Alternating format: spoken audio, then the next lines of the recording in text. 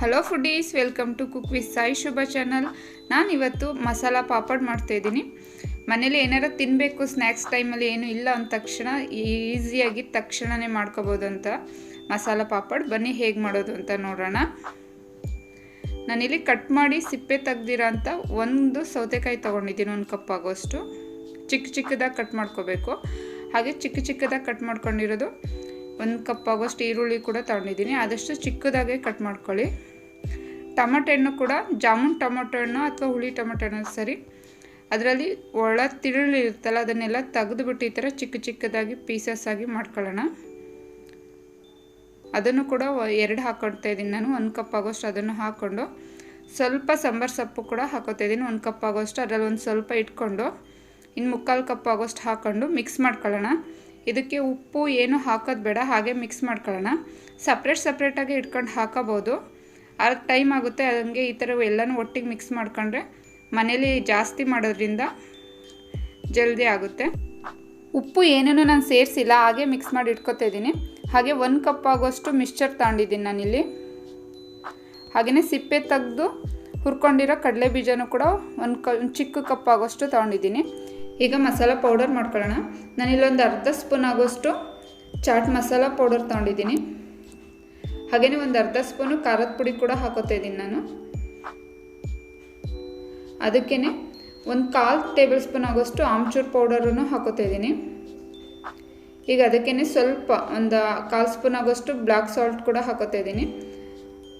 ಅದ್ರ ಜೊತೆಗೆ ಇನ್ನೊಂದು 1/4 ಟೇಬಲ್ ಸ್ಪೂನ್ಗಿಂತ ಕಮ್ಮಿನೇ ರುಚಿ ಉಪ್ಪು ನೋಡಿಬಿಟ್ಟು ಹಾಕ್ಕೊಳ್ಳಿ. ಮಾಮೂಲಿ ಉಪ್ಪನ್ನು ಹಾಕ್ಕೊಂಡು ಮಿಕ್ಸ್ ಮಾಡ್ಕೊಳ್ಳೋಣ. ಹುಳಿ ಖಾರ ಎಲ್ಲವುದು ಟೇಸ್ಟು ತುಂಬಾ ಚೆನ್ನಾಗಿ ಬರುತ್ತೆ ನೋಡಿ. ಇದನ್ನು ಈ ಥರ ಚೆನ್ನಾಗಿ ಮಿಕ್ಸ್ ಮಾಡಿಕೊಂಡು ಈಗ ಇದು ರೆಡಿಯಾಗಿದೆ. ನಾನಿಲ್ಲಿ ಹಪ್ಪಳ ತೊಗೊಂಡಿದ್ದೀನಿ.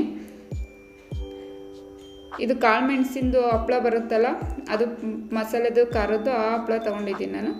ಎಣ್ಣೆ ಕಾಯೋಕ್ಕಿಟ್ಟಿದೆ, ಆ ಎಣ್ಣೆಗೆ ನಾನು ಹಪ್ಪಳ ಹಾಕೋತಾ ಇದ್ದೀನಿ. ಈಸಿಯಾಗಿ ಹೋಗುತ್ತೆ, ಒಂದು 5ರಿಂದ 10 ನಿಮಿಷದಲ್ಲಿ ಆಗೋಗುತ್ತೆ. ಬೇಗ ಚಟ್ಪಟ್ ಅಂತ ಮಾಡ್ಕೋಬೋದು. ಈಗ ಇದಾಗಿದೆ. ಇದನ್ನು ಚೆನ್ನಾಗಿ ಎಣ್ಣೆ ಸೋಸ್ಕೋಬೇಕು.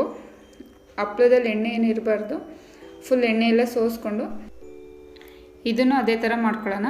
ಹಾಗೆ ಫ್ರೆಂಡ್ಸ್, ವಿಡಿಯೋ ಯಾರ್ಯಾರೆಲ್ಲ ನೋಡ್ತಿದ್ದೀರಾ ಪ್ಲೀಸ್ ಲೈಕ್ ಮಾಡಿ, ಫ್ಯಾಮಿಲಿ ಆ್ಯಂಡ್ ಫ್ರೆಂಡ್ಸ್ಗೆ ಶೇರ್ ಮಾಡಿ, ಹಾಗೆ ಸಬ್ಸ್ಕ್ರೈಬ್ ಕೂಡ ಮಾಡ್ಕೊಳ್ಳಿ. ಬೆಲ್ ಐಕನ್ ಕೂಡ ಕ್ಲಿಕ್ ಮಾಡಿ, ನಾನು ಹಾಕೋದು ವಿಡಿಯೋದ ನೋಟಿಫಿಕೇಷನ್ ಫಸ್ಟೇ ಬರುತ್ತೆ. ಪ್ಲೀಸ್ ಆದಷ್ಟು ಸಬ್ಸ್ಕ್ರೈಬ್ ಮಾಡಿಕೊಂಡು ವಿಡಿಯೋನ ನೋಡಿ. ಈಗ ಇದು ಕೂಡ ಆಗಿದೆ. ಇದನ್ನು ಕೂಡ ಚೆನ್ನಾಗಿ ಎಣ್ಣೆ ಸೋಸ್ಕೊಂಡು ಎಲ್ಲದನ್ನು ಇದೇ ಥರನೇ ಹಾಕೊಳ್ಳೋಣ. ಆದಷ್ಟು ಬಿಸಿ ಇದ್ದಾಗಲೇ, ಕ್ರಿಸ್ಪಿ ಇದ್ದಾಗಲೇ ಮಾಡ್ಕೊಳ್ಳಿ, ಬೇಗ ಹಾಕ್ಕೋಬೇಕಾಗುತ್ತೆ ಎಲ್ಲದು. ಈಗ ಇದಾಗಿದೆ. ನಾನೊಂದು ಪ್ಲೇಟಿಗೆ ಎಲ್ಲದನ್ನು ಇಟ್ಕೊಂಡು ನಾವು ಫಸ್ಟೇ ಮಸಾಲ ಪೌಡ್ರ್ ಮಿಕ್ಸ್ ಮಾಡ್ಕೊಂಡಿದ್ವಲ್ಲ ಅದನ್ನು ಕೂಡ ಹಾಕೊಳ್ಳೋಣ.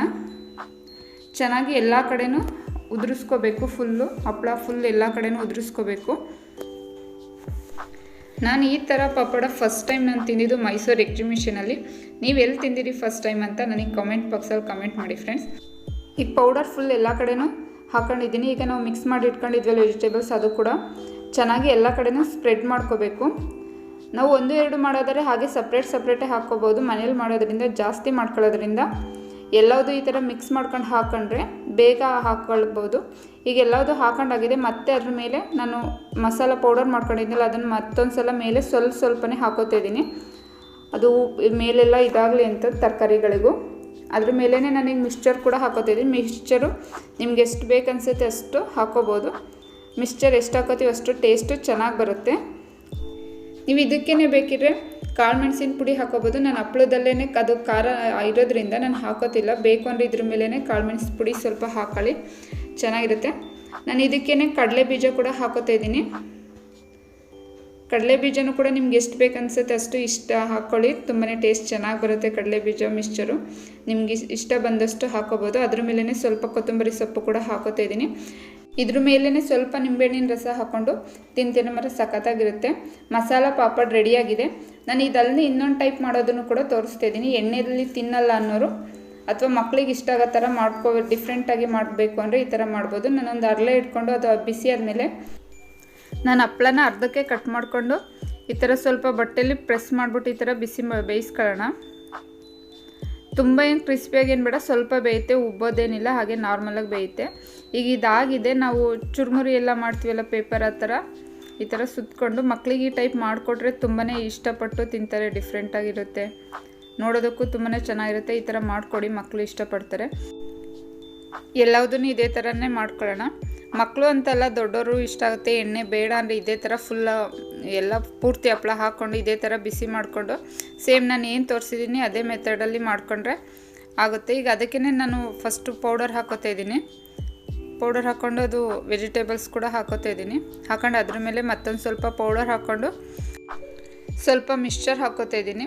ಜಾಸ್ತಿ ಹಾಕೋಕೆ ಹೋಗ್ಬೇಡಿ, ಇದು ಚಿಕ್ಕದಾಗಿರೋದ್ರಿಂದ ಸ್ವಲ್ಪನೇ ಹಾಕೋಬೇಕಾಗುತ್ತೆ. ಸ್ವಲ್ಪ ಮಿಕ್ಸ್ಚರ್ ಹಾಗೆ ಸ್ವಲ್ಪ ಕಡಲೆ ಬೀಜನೂ ಹಾಕ್ಕೊಂಡು ನೋಡಿ, ಈ ಥರ ತುಂಬ ಒಂದು 5 ನಿಮಿಷದಲ್ಲಿ ಮಾಡ್ಕೊಡ್ಬೋದು. ಮಕ್ಕಳು ಸ್ಕೂಲಿಂದ ಬಂದಾಗ ಸ್ನ್ಯಾಕ್ಸ್ ಟೈಮಲ್ಲಿ ಅಥವಾ ಕಾಫಿ ಜೊತೆ ಈ ಥರ ಮಾಡ್ಕೊಂಡು ತಿಂತೀರಿ, ತುಂಬಾ ಚೆನ್ನಾಗಿರುತ್ತೆ.